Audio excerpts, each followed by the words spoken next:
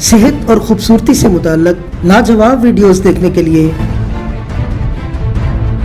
हमारा channel Shivanshi TV subscribe करें और साथ बेल आइकॉन को ज़रूर क्लिक करें ताकि आने वाली हर नई वीडियो को आप सबसे पहले देख सकें। शुक्रिया।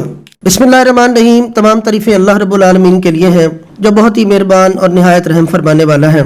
आज का हमारा बहुत ही आम तरीन मौजू यानी बीमारियों के हवाले से बहुत शानदार टॉपिक, और वो टॉपिक जिसको अवामुन्नास बहुत ज़्यादा पसंद करते हैं, देखते हैं, पढ़ते हैं और सुनते हैं, वो है कब्ज़। पहली वीडियोस में हम बड़ी तफसील के साथ मुख्तसर बहुत जामे चीजें आपके सामने रख चुके हैं। आज की वीडियो में हम आपको बता रहे हैं भगोए हुए चने खाइए, देखते हैं कि ये कब्ज़ के लिए कितने मुअस्सर साबित होते हैं। जो लोग पापे, डबल रोटी, शीर माल, बिस्किट, बर्गर, मैदे या चावल का इस्तेमाल ज्यादा करते हैं, उन्हें इससे कब्ज़ की शिकायत लाहक रहती है क्योंकि इन अशिया में रेशा नहीं होता। ऐसे अफराद के लिए भगोए हुए चनों का इस्तेमाल बहुत ही मुफीद साबित होता है। किसी भी किस्म के मुट्ठी भर चने साफ करके रात साफ पानी में भिगो दें।